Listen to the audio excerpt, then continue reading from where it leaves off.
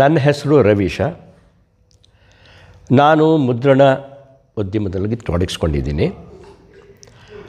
ರಂಗಭೂಮಿಯಲ್ಲಿ ನನಗೆ ಸುಮಾರು ನನ್ನ 8ನೇ ವಯಸ್ಸಿಂದಲೂ ಆಸಕ್ತಿ ಇದೆ. ಬಹುತೇಕ ಅಂದರೆ ನನ್ನ ಚಿಕ್ಕ ವಯಸ್ಸಲ್ಲೆಲ್ಲ ನಾನು ಬೆಂಗಳೂರಲ್ಲೇ ಇದ್ದಿದ್ದರಿಂದ ಬೆಂಗಳೂರಿನಲ್ಲೇ ನನ್ನ ನಾಟಕದ ಚಟುವಟಿಕೆಗಳು ಸಹ ಶುರುವಾಯಿತು ಮತ್ತು ಅಲ್ಲೇ ಒಂದು ಸುಮಾರು ವರ್ಷ ಆಗಿದೆ. ರಂಗಭೂಮಿಯಲ್ಲಿ ನನಗೆ ಸುಮಾರು ನನ್ನ 8ನೇ ವಯಸ್ಸಿಂದನೂ ಆಸಕ್ತಿ ಇದೆ.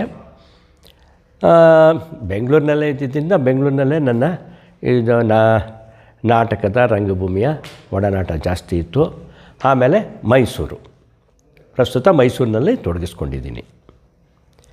ರಂಗಭೂಮಿಯಲ್ಲಿ ನಾನು ಮೊದಲು ನಟನೆ, ನೇಪಥ್ಯ ಮತ್ತು ನಿರ್ದೇಶನ ಇದು ಮೂರರಲ್ಲೂ ತೊಡಗಿಸ್ಕೊಂಡಿದ್ದೀನಿ. ಅದು ನೇಪಥ್ಯದಲ್ಲಿ ಹೆಚ್ಚಿಗೆ ಬೆಳಕು, ಸಂಗೀತ ಮತ್ತು ಸೆಟ್ ವರ್ಕಲ್ಲಿ, ಅದನ್ನು ಸೆಟ್ ಡಿಸೈನ್ ಅಂತ ಕರೆಯಲ್ಲ, ಸೆಟ್ ವರ್ಕ್ ಅಂತ ಕರಿತೀನಿ ಅಷ್ಟೇ. ಸಂಘಟನೆಯೂ ಉಂಟು ಅಷ್ಟೇ. ಇಷ್ಟೇ ನನ್ನ ಇದರೊಳಗೆ ತೊಡಗಿಸಿಕೊಂಡಿರುವ ತಂಡಗಳ ಹೆಸರುಗಳು. ನಾನಾಗೆ ತೊಡಗಿಸ್ಕೊಂಡಿದ್ದು ಅಂದರೆ ಮೊದಲು ಮೈಸೂರು ಅಮೆಟರ್ಸು ಮೈಸೂರಿನಲ್ಲಿ, ಬೆಂಗಳೂರಿನಲ್ಲಿ ನಾಟ್ಯ ದರ್ಪಣ ಅಂತ ಒಂದು ತಂಡ, ಮೈಸೂರಿನಲ್ಲಿ ಮೈಸೂರು ಅಮೆಟರ್ಸು, ಕಲಾಪ್ರಿಯ, ಕದಂಬ ರಂಗವೇದಿಕೆ, ಅಮರ ಕಲಾ ಸಂಘ, ಬೇಕಾದಷ್ಟಪ್ಪ ಯಾವುದು ಅಂತ, ಸಮತೆಂತೋ, ಸುರುಚಿ, ಹೀಗೆ ಸುಮಾರು ಯಾವುದು ಅಂತ ಹೇಳೋದು ಕಷ್ಟ ಆಗುತ್ತೆ. ಮೈಸೂರಿನ ಆಗ ಸುಮಾರು 70ರಿಂದ 90 ತನಕನೂ ಅಂತ ಕಾಣಿಸುತ್ತೆ. ಬಹುತೇಕ ಮೈಸೂರಿನ ಎಲ್ಲ ತಂಡಗಳಲ್ಲೂ ನನ್ನನ್ನು ನಾನು ತೊಡಗಿಸ್ಕೊಂಡು ಅವರಿಗೆ ಲೈಟಿಂಗು, ಮ್ಯೂಸಿಕ್ಕು ಅಥವಾ ಇನ್ನೇನೇ ಕೆಲಸ ಆಯಿತು ನಾನು ಮಾಡ್ತಾಯಿದ್ದೆ. ತೊಡಗಿಸಿಕೊಂಡಿರುವ ನಾಟಕಗಳ ಹೆಸರು ಮತ್ತು ಇಸ್ವಿಗಳು ನನಗೆ ಜ್ಞಾಪಕ ಇಲ್ಲ. ಹೆಸರುಗಳು ಬೇಕಾದ್ರೆ ಸುಮ್ಮನೆ ಒಂದು ಸ್ವಲ್ಪ ಹೇಳ್ಬೋದು ಅಷ್ಟೇ, ಜಾಸ್ತಿ ನನಗೆ ಹೆಸರುಗಳು ಜ್ಞಾಪಕ ಇಲ್ಲ. ಮೊದಲು ರಂಗಭಾರತ ಮೈಸೂರಿನಲ್ಲಿ, ಬೆಂಗಳೂರಿನಲ್ಲೂ ಸಹ ಬೇಕಾದಷ್ಟು ನಾಟಕಗಳು ಮಾಡಿದ್ದೀನಿ. ಆದರೆ ಯಾವ್ಯಾವುದು ಅನ್ನೋದು ಇದು ಯಾವುದು ಉದ್ಭವ, ಯಾವ್ಯಾವುದು ಸರಿಯಾಗಿ ಜ್ಞಾಪಕಕ್ಕೆ ಬರ್ತಲ್ಲ ಬೆಂಗಳೂರ್ದು ಯಾವುದು. ಮೈಸೂರಿನಲ್ಲಿ ಅದೇ ಏವ ಮೆದ್ರಿಜಿತ್ತು, ಆಮೇಲೆ ಹೀಗೆ ಬೇಕಾದಷ್ಟು ನಾಟಕಪ್ಪ ಆ ಕಾಲದಲ್ಲಿ ಆಗಿದ್ದಂಥ ನಾಟಕಗಳೆಲ್ಲ. ಈಗ ಇತ್ತೀಚೆಗೆ ನಾನು ಸಮತೆಂತವ್ರದ್ದು ಎಲ್ಲಿಯಟ್ನಂತ ನಾಟಕ, ಆಮೇಲೆ ಟಿಂಗರ ಬುಡ್ಡಣ್ಣದಲ್ಲಿ ಆ್ಯಕ್ಟ್ ಮಾಡಿದೆ. ಆಮೇಲೆ ಲೈಟಿಂಗು ಯಾವ ಬೇಕಾದಷ್ಟು ಮಾಡಿದ್ದೀನಪ್ಪ, ಹೇಳೋದು ನನಗೆ ಆಗಲ್ಲ ಈಗ. ಆ ಥರ ಇದು ಮಾಡೋಕ್ಕೆ ಬೇಕಾದ್ರೆ ಆಮೇಲೆ ಬೇರೆ ಒಂದು ಪಟ್ಟಿನೇ ಮಾಡಿಕೊಡ್ಬೇಕಾಗತ್ತೆ ಅಷ್ಟೇ. ನಾನು ಈಗ ತಕ್ಷಣ ಅದನ್ನು ಹೇಳೋದು ಕಷ್ಟ ಆಗುತ್ತೆ ನನಗೆ.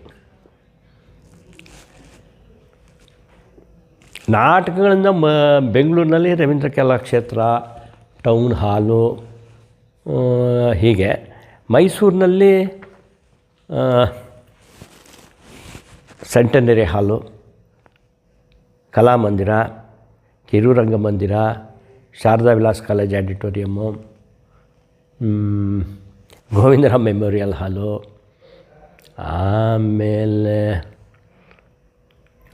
ಮೈಸೂರಿನ ಟೌನ್ ಹಾಲು. ಇಲ್ಲಿ ಮೈಸೂರಲ್ಲಿ ಯಾವ್ಯಾವ ಪ್ರದರ್ಶಕ ಜಾಗಗಳಿದೆ ಅಲ್ಲೆಲ್ಲ CDN ಅವರ ಧ್ವನ್ಯಾಲೋಕದಲ್ಲಿ ಸುಮಾರು ಮೈಸೂರಿನ ಎಲ್ಲ ಪ್ರದರ್ಶಕ ಸ್ಥಳಗಳಲ್ಲೂ ಸಹ ನಾನು ಮಾಡಿದ್ದೀನಿ. ಈ ಒಂದು ಎಕ್ಸಿಬಿಷನಲ್ಲೂ ಸಹ. ಮೈಸೂರಿನ ರಂಗಭೂಮಿಯ ಬೆಳವಣಿಗೆಯಲ್ಲಿ ನಾನು ಗುರುತಿಸೋದು ಅಂದರೆ ಸುಮಾರು ನಮ್ಮದೆಲ್ಲ ಶುರುವಾಗಿದೆ 77-78ರಿಂದ. ರಂಗಭಾರತ ಅನ್ನೋ ಒಂದು ನಾಟಕ ಮೈಸೂರು ಅಮೆಟರ್ಸ್ ಅವರು ಅದು ಒಂದು ವರ್ಕ್ಶಾಪ್ಗೋಸ್ಕರ ಮಾಡಿದ್ದಿದ್ದು. ಅಲ್ಲಿಂದ ನೋಡಿದ್ರೆ ಮೈಸೂರು ಭಾಳ ನಾಟಕಗಳು ನಡೆಯೋದು. ಪ್ರಯೋಗಗಳಂತೂ ಎಷ್ಟು ಸೆಂಟ್ನರಿ ಹಾಲಲ್ಲಿ ಬಿಡುವೇ ಇರ್ತಿರಲಿಲ್ಲ ಅಷ್ಟೊಂದು.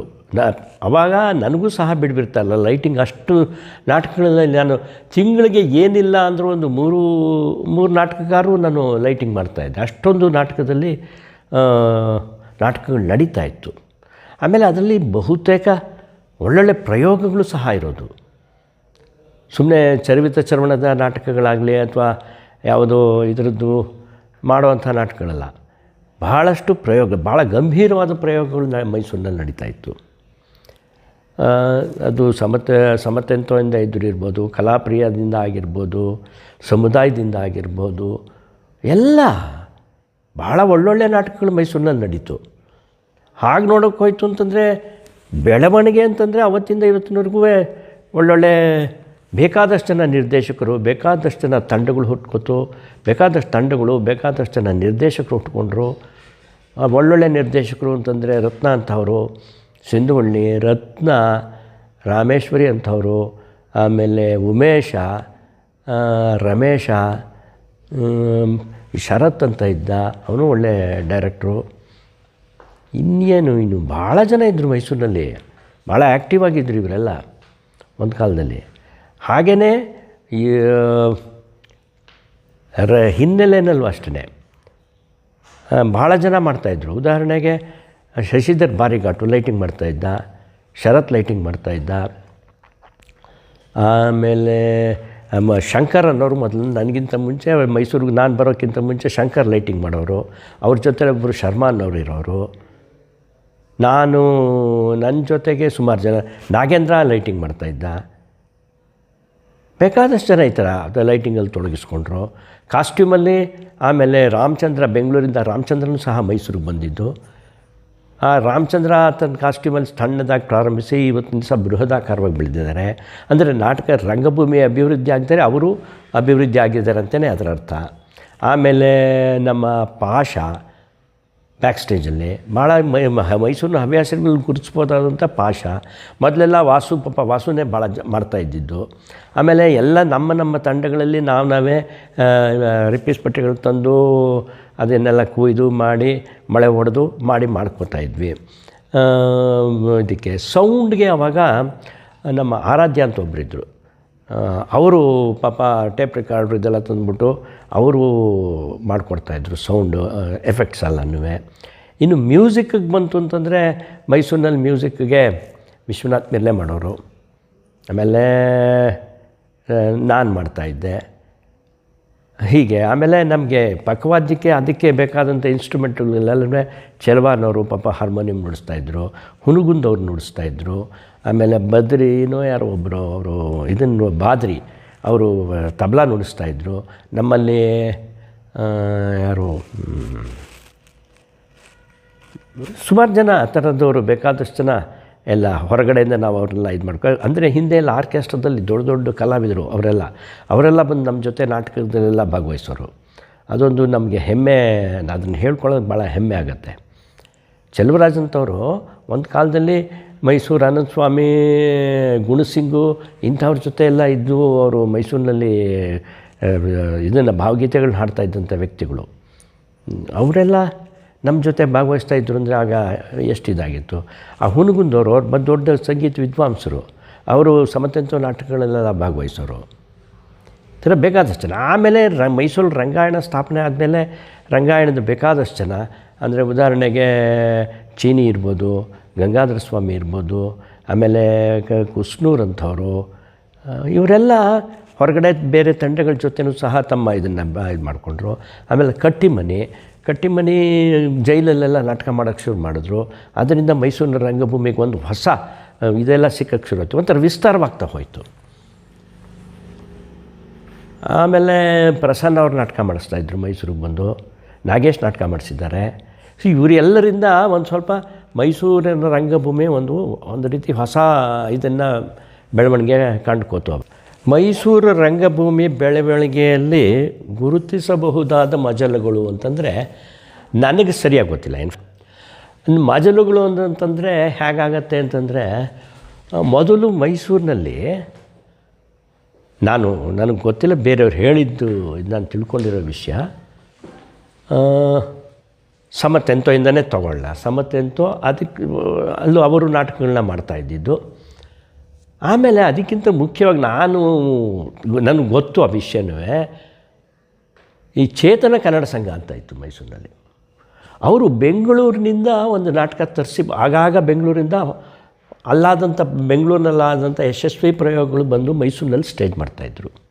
ಅದು ಮೈಸೂರಿನ ಮೇಲೆ ಬಹಳಷ್ಟಕ್ಕೆ ಪ್ರಭಾವ ಬೀರಿದೆ. ಯಾಕೆಂದರೆ ಬೆಂಗಳೂರಿನವರು ಅಷ್ಟೊತ್ತಿಗಾಗಲೇ ಲೈಟು, ಸೌಂಡು ಇದರೊಳಗೆಲ್ಲ ಭಾಳ ಟೆಕ್ನಿಕಲ್ಲಾಗಿ ಭಾಳ ಅಡ್ವಾನ್ಸ್ಡ್ ಆಗಿದ್ದರು. ಅದೆಲ್ಲ ಮೈಸೂರಿನ ರಂಗಭೂಮಿಗೆ ಪರಿಚಯ ಮಾಡಿಕೊಡ್ತಾಯಿದ್ರು. ಸೊ ಹಾಗಾಗಿ ಅದು ಒಂದು ಇದು ನನಗೆ ಚೇತನ ಕನ್ನಡ ಸಂಘ ಒಂದು ಇದಾಯಿತು. ಅದಾದ ಮೇಲೆ ನಾನು ಹೇಳಿದಾಗೆ ಶ್ರೀರಂಗರು ಮೈಸೂರಲ್ಲಿ ಬಂದು ಒಂದು ವರ್ಕ್ಶಾಪ್ ಕಂಡಕ್ಟ್ ಮಾಡಿದ್ದು. ಅದು ಸಹ ಒಂದು ಒಳ್ಳೆಯದೇನೆ. ಅದರಿಂದ ಸುಮಾರು ಜನ ನಟರು ಬಂದರು. ಆವಾಗ ನಾಗೇಶ್ವರ ರಂಗಭಾರತ ಮಾಡಿಸಿದ್ದು, ಅದನ್ನು ನಾವು ಇನ್ಸ್ಟಿಟ್ಯೂಟ್ ಆಫ್ ಇಂಜಿನಿಯರ್ಸಲ್ಲಿ ಶೋ ಮಾಡಿದ್ದು. ಅದಾದಮೇಲೆ ಸಮುದಾಯ ಬಂದ ಮೇಲೆ ಪ್ರಸನ್ನ ಅವ್ರ ತಾಯಿ ನಾಟಕ ಆಯಿತು. ಅದೊಂದು ಭಾಳ ಮೈಸೂರಿನಲ್ಲಿ ಒಂದು ಒಳ್ಳೆಯ ತಿರುವು. ಆವಾಗ ಸಮುದಾಯದಲ್ಲಿ ಅಬ್ದುಲ್ ರಹಮಾನ್ ಪಾಷಾ ಅಬ್ದುಲ್ ರಹಮಾನ್ ಪಾಷಾ ಅವರೊಬ್ಬರಿದ್ದರು. ಆಮೇಲೆ ನಾರಾಯಣ್ ಅಂತ ಒಬ್ಬರು ಇದ್ದರು, ಒಡನಾಡಿ ನಾರಾಯಣ, ಲಿಂಗದೇವರು ಹಳೆಮನೆ, ಇವರೆಲ್ಲ ಹುಟ್ಟಾಕಿದ್ರು ಸಮುದಾಯದನ್ನು. ಆವಾಗ ಮುದ್ದು ಕೃಷ್ಣ ಅವರು ಇದ್ದರು. ಮುದ್ದು ಕೃಷ್ಣ ದೊಡ್ಡ ಕಾಂಟ್ರಿಬ್ಯೂಷನ್ ಇದೆ, ಸಮುದಾಯಕ್ಕೂ ಒಳ್ಳೆ ಕಾಂಟ್ರಿಬ್ಯೂಷನ್ ಇದೆ, ಮೈಸೂರು ಥಿಯೇಟ್ರಿಗೆ ಒಳ್ಳೆ ಕಾಂಟ್ರಿಬ್ಯೂಷನು. ಎಲ್ಲದಕ್ಕಿಂತ ಹೆಚ್ಚಾಗಿ ಆಗ ನಾವು 3 ರೂಪಾಯಿ ಅಥವಾ 2 ರೂಪಾಯಿ ಟಿಕೆಟ್ ಮಾರ್ತಾಯಿದ್ದಿದ್ದು ಕಾಲ ಅದು. ಪ್ರತಿಯೊಬ್ಬರೂ ಟಿಕೆಟ್ ಮಾರ್ತಾಯಿದ್ವಿ ನಾವು. ಮನೆಗೆ ಹೋಗಿ ಟಿಕೆಟ್ರು ಮಾರಿಬಿಟ್ಟು ಬಂದಂಥ ಇದ್ದಿದೆ. ಪ್ರತಿಯೊಬ್ಬರು ಮಾರ್ತಾಯಿದ್ರು. ಆಮೇಲೆ ನಮಗೆ ಇನ್ನೊಂದೇನೆಂದರೆ, ನಮ್ಗೆ ಒಂದೊಂದು ಸಲ ನಾಟಕಕ್ಕೆ ಹೆಚ್ಚಿಗೆ ಇವ್ರನ್ನ ತೊಗೊಂಡ್ರೆ, ಆ್ಯಕ್ಟ್ರುಗಳನ್ನ ತೊಗೊಂಡ್ರೆ ಒಂದು ಅಡ್ವಾಂಟೇಜ್ ಏನಾಗ್ತಾಯಿದ್ರೆ ಟಿಕೆಟ್ ಸುಲಭವಾಗಿ ಮಾರ್ಬೋದು ಅಂತ. ಸೊ ಇದು ಅದಾದಮೇಲೆ ಸೆಂಟನರಿ ಹಾಲ್ ಅಂತ ಥಿಯೇಟ್ರ್ ನಮಗೆ ಸ್ವಲ್ಪ ದೊಡ್ಡ ಥಿಯೇಟ್ರ್ ಆಗಬೇಕು ಅನ್ನೋ ಇದು ಬಂತು. ಆಗ ಮೈಸೂರಿನಲ್ಲಿ ನಮಗೆ ರಂಗಮಂದಿರ ಬೇಕು ಅನ್ನೋದು ಒಂದು ಚಳವಳಿ ನಡೀತು. ಆ ಚಳುವಳಿಯಲ್ಲಿ ಶ್ರೀಕಂಠ ಗುಂಡಪ್ಪ ಭಾಳ ಮುಖ್ಯವಾದ ಪಾತ್ರ ವಹಿಸ್ತಾಯಿದ್ರು. ಅವ್ರ ಜೊತೆಗೆ ಪದ್ಮನಾಭ್, ಸಂಯುಕ್ತ ಕರ್ನಾಟಕದಲ್ಲಿ ಪದ್ಮನಾಭ್ ಅನ್ನೋರು. ಶ್ರೀಕಂಠ ಗುಂಡಪ್ಪ ಮತ್ತು ಪದ್ಮನಾಭ ಭಾಳ ಪರಿಶ್ರಮ ಪಟ್ಟರು. ಒಂದು ಯಾವಾಗಲೂ ಪತ್ರಿಕೆಗಳೆಲ್ಲ ಲೇಖನಗಳು ಬರೆಯೋದು, ಆಮೇಲೆ ಮೀಟಿಂಗ್ಗಳು ಕಂಡಕ್ಟ್ ಮಾಡೋದು, ನಾವುಗಳು ಹೋಗಿ ಡೆಲಿಗೇಷನ್ಗಳು ತೊಗೊಂಡು ಹೋಗಿ ಎಲ್ಲರನ್ನೂ ಭೇಟಿ ಮಾಡ್ತಾ ಇದ್ದಿದ್ವಿ. ಎಲ್ಲ ಆಯಿತು. ಕೊನೆಗೆ ನಮಗೊಂದು ರಂಗಮಂದಿರ ಬೇಕು ಅಂತಂದ್ಬಿಟ್ಟು ಚಳವಳಿ ನಡೆಸಿದಾಗ ನಮಗೆ ಸಿಕ್ಕಿದ್ದು ಆವಾಗ ಯಾವುದು ಕಲಾಮಂದಿರ, ದೊಡ್ಡದಾದಂಥ ಒಂದು ಕಲಾಮಂದಿರನ ಕೊಟ್ಟುಬಿಟ್ರು. ಆ ಕಲಾಮಂದಿರದಲ್ಲಿ ಅದೊಂದು ಕಲಾಮಂದಿರ ಆಗಿದ್ದು ಇನ್ನೊಂದು ಮಜಲು. ಅದಾದ ಮೇಲೆ ಸುಮಾರು ಹಾಗೆ ನಡ್ಕೊಂಡ್ಬಂತು. ಆದರೆ ಕಲಾಮಂದಿರದ ಆವರಣದಲ್ಲೇ ಪ್ರಾರಂಭವಾದಂಥ ರಂಗಾಯಣದಲ್ಲಿ ಆಗಂತಹ ನಾಟಕಗಳನ್ನ ಎಲ್ಲರೂ ನೋಡ್ತಾ ಇದ್ದಿದ್ದು ಮತ್ತು ಅದರಿಂದ ಅವರು ಹೊಸ ಪ್ರೇಕ್ಷಕರನ್ನ ಸೆಳೀತಾಯಿದ್ರು. ನಾಟಕಕ್ಕೆ ಒಳ್ಳೆ ನಾಟಕಗಳು ಮಾಡ್ತಾಯಿದ್ರು. ಅದರಿಂದ ಹವ್ಯಾಸಿ ರಂಗಭೂಮಿಗೂ ಸಹ ಅನುಕೂಲ ಆಯಿತು. ಹವ್ಯಾಸಿ ರಂಗಭೂಮಿಯಿಂದ ಇದ್ದವರೆಲ್ಲ ಸಹ ನಾಟಕಗಳನ್ನ ನೋಡೋಕ್ಕೆ ಹೋಗ್ತಾಯಿದ್ರು ರಂಗಾಯಣದ ನಾಟಕಕ್ಕೆ. ಸೊ ಇದು ಎರಡು ಕೊಡುಗೆಗಳು ಇದ್ದೇ ಇತ್ತು. ಇದೊಂದು ಮಜಲು. ಈಗ ಅಂತಂದರೆ ನಮಗೆ ಕಿರುಮಂದಿರ ಒಂದು ಪ್ರಾಪ್ತಿಯಾಗಿದೆ, ಕಿರುಮಂದಿರನೂ ಆಗಿದೆ. ಆಮೇಲೆ ನಮ್ಮ ರಮಾ ಗೋವಿಂದ ಹಾಲ್ ಅದು ಸಹ ಒಂದಾಗಿದೆ. ಈಗ ಮುಂದಕ್ಕೆ ನೋಡಬೇಕು, ಇವಾಗ ಕರೋನಾ ಎಫೆಕ್ಟ್ ಮುಗಿದ ಮೇಲೆ ಹೇಗೆ ಅಂತ ನೋಡಬೇಕು. ಈಗ ಹೊಸದಾಗಿ ಬೇಕಾದಷ್ಟು ಜನ ಹುಡುಗರು ಮೈಸೂರಿನಲ್ಲಿ ತಯಾರಾಗಿದ್ದಾರೆ. ಅವರೆಲ್ಲ ನಾಟಕಗಳನ್ನ ಮಾಡ್ತಾಯಿದ್ದಾರೆ. ಆದರೆ ಹೊಸತನ ಇನ್ನೂ ಅಷ್ಟಾಗಿ ಬಂದಿಲ್ಲ. ನಾವು 70, 75, 80, 90 ತನಕ ಮಾಡಿದಂಥ ಪ್ರಯೋಗಗಳು ಇನ್ನೂ ಆ ಮಟ್ಟಕ್ಕೆ ಬಂದಿಲ್ಲ ಅಂತ ನನ್ನ ಅಭಿಪ್ರಾಯ. ಅಂದರೆ ನೀವು ಮಾಡೋ ಅಂಥದ್ದು ಅದ್ಭುತವಾಗಿರಬೇಕು ನಾಟಕ ಅಂತಲ್ಲ ನಾನು ಹೇಳೋದು, ಪ್ರಯೋಗಗಳು ನಡಿಬೇಕಾಗಿತ್ತು. ಹವ್ಯಾಸಿಗಳಿಗೆ ಮುಖ್ಯವಾಗಿರೋದು ಪ್ರಯೋಗಗಳು ಮಾಡಬೇಕು. ಆ ಪ್ರಯೋಗಗಳು ನಡೀತಾ ಇಲ್ಲ ಅಂತ ನನ್ನ ಭಾವನೆ. ಮುಂದಕ್ಕೆ ಹುಡುಗರು ಈಗ ಕೆಲವರೆಲ್ಲ ಬಂದಿದ್ದಾರೆ, ಅವರೆಲ್ಲ ಹೊಸ ನಾಟಕಗಳು ಮಾಡ್ತಾಯಿದ್ದಾರೆ, ಹೊಸ ಥರದಲ್ಲಿ ಮಾಡ್ತಾಯಿದ್ದಾರೆ. ಇದೊಂದು ಒಳ್ಳೆಯ ಬೆಳವಣಿಗೆ ಅಂತಲೇ ನನ್ನ ಅಭಿಪ್ರಾಯ. ಮೈಸೂರಿನ ರಂಗಭೂಮಿಯಲ್ಲಿ ನಾನು ಎದುರಿಸಿದ ಸಮಸ್ಯೆಗಳು ಅಂದರೆ ಬೇಕಾದಷ್ಟು. ಮೊದಲನೇದಾಗಿ ನಾನು ಎದುರಿಸಿದ ಸಮಸ್ಯೆಗಳು ಅಂತಂದರೆ ನನಗೆ ಬೇಕಾದಷ್ಟು ಲೈಟ್ಗಳು ಸಿಗ್ತಾಯಿರಲಿಲ್ಲ ಮೈಸೂರಿನಲ್ಲಿ. ಎರಡನೇದಾಗಿ ಬೇಕಾದಂಥ ನಮಗೆ ಅಸಿಸ್ಟೆನ್ಸು, ಅಂದರೆ ನನ್ನ ಜೊತೆಯಲ್ಲಿ ಕೆಲಸ ಮಾಡೋದಕ್ಕೆ ಹುಡುಗರು ಸಿಗ್ತಾಯಿರಲಿಲ್ಲ. ಕೆಲವರು ಬಂದರೂ ಸಹ ಅವ್ರನ್ನ ನಟನೆಗೆ ಹೇಳ್ಕೊಂಬಿಡೋರು. ಸೊ ಇದೆರಡು ದೊಡ್ಡ ಸಮಸ್ಯೆಗಳು ನಾನು ಎದುರಿಸಿರೋದು. ಇನ್ನು ಸಂಗೀತಕ್ಕೆ ಬಂದಾಗ ಸಂಗೀತದಲ್ಲಿ ಅದಕ್ಕೆ ದುಡ್ಡು ಖರ್ಚು ಮಾಡೋದಕ್ಕೂ ಸಹ ಹಿಂದೆ ಮುಂದೆ ನೋಡಬೇಕಾದಂಥ ಪರಿಸ್ಥಿತಿ. ಮೊದಲನೇ ಬೇಸಿಕ್ಕಾಗಿ ನಾವು ಹವ್ಯಾಸಿಗಳು ಬಡತನದಲ್ಲೇ ಬಂದಿರೋದು. ಇದು ದೊಡ್ಡ ಸಮಸ್ಯೆ, ಎಲ್ಲರೂ ಎದುರಿಸಿರ್ತಕ್ಕಂಥ ದೊಡ್ಡ ಸಮಸ್ಯೆ ಅಂದರೆ ನಮಗೆ ಬಡತನ ಇತ್ತು. ಆ ಬಡತನದಲ್ಲೇ ನಾವು ನಾಟಕಗಳು ಮಾಡಬೇಕಾಗಿತ್ತು. ಹಾಗಾಗಿ ಇವಾಗ ನನಗೆ ಲೈಟ್ ಮಾಡುವಂತಂದರೆ ನಾನು ಎಷ್ಟು ಬಡತನದಲ್ಲಿ ಎಷ್ಟು ಸಾಧ್ಯವೋ, ಎಷ್ಟು ಕಡಿಮೆ ಲೈಟಿಗೆ ಸಾಧ್ಯವೋ ಅಷ್ಟು ಮಾಡಬೇಕಾಗಿತ್ತು.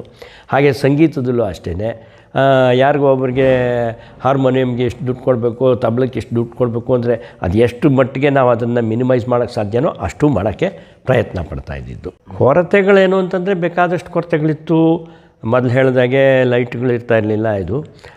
ಆದರೆ ಮುಖ್ಯವಾಗಿ ನಮಗೆ ರಿಹರ್ಸಲ್ ಜಾಗಗಳಿಲ್ಲ ಮೈಸೂರಿನಲ್ಲಿ. ಸಾಕಷ್ಟು ರಿಹರ್ಸಲ್ಗೆ ನಮಗೆ ಅವಕಾಶಗಳಿಲ್ಲ. ಇವಾಗ ಕೆಲವು ಸ್ಕೂಲಲ್ಲಿ ಹೋಗಿ ಮಾಡ್ತಾಯಿದ್ರೆ ಆ ಸ್ಕೂಲ್ಗೆ ಸುಮಾರು ಎಲ್ಲರೂ ಹೋಗ್ಬಿಡೋರು. ಹಾಗಾಗಿ ಅದು ಸಹ ನಮ್ಮ ಕೈಯಿಂದ ತಪ್ಪೋಗೋ ಸಾಧ್ಯತೆಗಳು ಜಾಸ್ತಿ. ಇನ್ನು ಕಲಾಮಂದಿರದ ಆವರಣದಲ್ಲೇ ಮಾಡಿರ್ತಕ್ಕಂಥ ರಂಗಭೂಮಿ ಶೆಡ್ಡು ಅದು ಸಹ ಸರಿಯಾಗಿ ಎಲ್ಲರಿಗೂ ಸಿಗ್ತಾಯಿಲ್ಲ. ಮುಖ್ಯವಾಗಿ ನಮಗೆ ಇನ್ನೂ ಕೆಲವು ರಿಹರ್ಸಲ್ ಪ್ಲೇಸ್ನ ಕೊರತೆ ಅಂತೂ ಇದ್ದೇ ಇದೆಯಪ್ಪ. ಈ ಹಿಂದೆ ನಟಿಯರ ಕೊರತೆ ಇತ್ತು, ಅದೆಲ್ಲ ಈಗೇನಿಲ್ಲ. ಅಂಥದ್ದೆಲ್ಲ ನಟರು ಅಂಥ ಕೊರತೆಗಳೆಲ್ಲ ಏನಿಲ್ಲ. ಬೇಕಾದಷ್ಟು ಜನ ಹುಡುಗರು ಬರ್ತಾರೆ, ಮಾಡ್ತಾರೆ, ಹೋಗ್ತಾರೆ. ರಂಗಭೂಮಿಯಲ್ಲಿ ನೀವು ಪಡೆದಿರುವ ಪ್ರಶಸ್ತಿಗಳು. ರಂಗಭೂಮಿಯಲ್ಲಿ ಬೇಕಾದಷ್ಟು ಸನ್ಮಾನಗಳಾಗಿದೆ. ಪ್ರಶಸ್ತಿ ಅಂತ ನೋಡೋಕೆ ಹೋಯ್ತು ಅಂತಂದರೆ ನಾಟಕ ಅಕಾಡೆಮಿ ಪ್ರಶಸ್ತಿ ಬಂದಿದೆ. ಆಮೇಲೆ ಮೊನ್ನೆ HKR ಪ್ರಶಸ್ತಿ, ಆಮೇಲೆ ನಮ್ಮ ತುಳಸಿ ರಾಮಚಂದ್ರ ಅವರ ಸಂಸ್ಥೆಯಿಂದ ಕೊಟ್ಟಿರ್ತಕ್ಕಂಥದ್ದು. ಹೀಗೆ ಇನ್ನೂ ಬೇಕಾದಷ್ಟು ಜನ ಇದೆಯಪ್ಪ, ಅದು ಯಾವುದು ಅನ್ನೋದು ಜ್ಞಾಪಕ ಇಲ್ಲ. ಕಂಡಿರುವ ವ್ಯತ್ಯಾಸಗಳು ಅಂದರೆ ಅವತ್ತು ಭಾಳ ಬೇರೆ ಥರನೇ ಇತ್ತು. ನಾವು ಬೆಂಗಳೂರಿನಲ್ಲಿ ಮಾಡೋವಾಗ ಮೊದಲು ನಾನು ಶುರು ಮಾಡಿದ್ದು ರಸ್ತೆಯಲ್ಲಿ, ರಾಮ ಮಂದಿರ ಚಪ್ರಗಳಲ್ಲಿ. ಸೊ ಹಾಗಾಗ್ಬಿಟ್ಟು ಅದು ಅವತ್ತಿಂದ ಇವತ್ತಿನವರೆಗೂ. ಆಮೇಲೆ ಟೌನ್ ಹಾಲ್ಗೆ ಹೋದ್ವಿ, ಬೆಂಗಳೂರಿನ ಟೌನ್ ಹಾಲು. ಆಮೇಲೆ ರವೀಂದ್ರ ಕಲಾಕ್ಷೇತ್ರ, ಅಲ್ಲಿಂದ ಬಂದರೆ ಮೈಸೂರಿನ ಸೆಂಟನರಿ ಹಾಲು.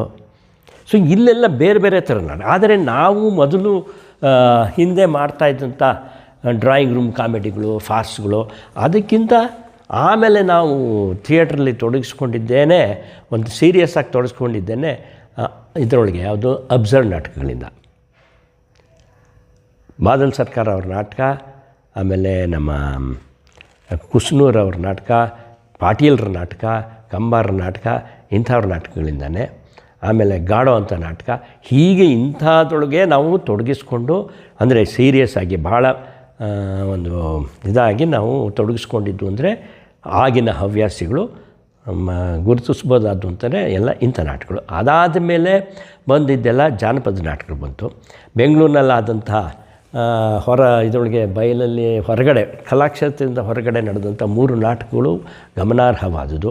ಅದ್ಯಾವ್ಯಾವುದು ಅಂದರೆ ಈಡಿಪಸ್ಸು, ಜೋ ಕುಮಾರಸ್ವಾಮಿ, ಸಂಕ್ರಾಂತಿ. ಇದು ಇಡೀ ನಮ್ಮ ಕನ್ನಡ ರಂಗಭೂಮಿನಲ್ಲೇ ಆ ಕಾಲಕ್ಕೆ ಒಂದು ರೀತಿ ತಿರುವು ಕೊಟ್ಟಿದ್ದು ಅಂತ ಹೇಳಬೇಕು. ಆಗ ಶ್ರೀರಂಗರು, ಬಿ ವಿ ಕಾರಂತರು, ರಾಮಮೂರ್ತಿ ಅಂಥವರು ಇವರೆಲ್ಲ ಭಾಳ, ಲಂಕೇಶ್ ಅಂತವ್ರು ನಾಟಕ ಬರೆದ್ರು, ಕಾರ್ನಾಡ್ ಅಂತವ್ರು ಆ್ಯಕ್ಟ್ ಮಾಡಿದ್ರು, ಸೊ ಡೈರೆಕ್ಟ್ ಮಾಡಿದ್ರು ಕಾರ್ನಾಡ್ ಅಂತವರು. ಇದು ಇಡೀ ಇದರಲ್ಲೇ ಒಂದು ರೀತಿ ಸಂಚಲನ ಉಂಟು ಮಾಡಿದಂಥದ್ದು. ಅದೇ ಸಂದರ್ಭಕ್ಕೆ ನೀನಾಸಂ ಅಂತವರು ಶುರು ಮಾಡಿದ್ದು, ಸುಬ್ಬಣ್ಣ ಅವರು ಶುರು ಮಾಡಿದ್ದು. ಮೈಸೂರಿನಲ್ಲಿ ನಾರತ್ನ, ಸಮತೆಂತು ಅಂತವರು ಶುರು ಮಾಡಿದ್ದು. ಹೀಗೆ ಒಂಥರ ಇದಾಗಿ ಆಮೇಲೆ ಅದು ಮೈಸೂರಿನಲ್ಲಿ ಉಮೇಶ, ರಮೇಶ ಇಂಥವರಿಂದ ಬೆಳೆದಿದ್ದು. ಹೀಗೆ ಇವತ್ತಿನವರೆಗೂ ಸಹ. ಅದಾದಮೇಲೆ ಬಂದಂಥ ಕೆಲವು ಯುವ ನಿರ್ದೇಶಕರಿದ್ದಾರೆ, ಅವ್ರ ಹೆಸರೆಲ್ಲ ಏನೋ ಅನ್ನೋದು ಗೊತ್ತಿಲ್ಲ ನನಗೆ. ಇದಿಷ್ಟು ಸಾಕು.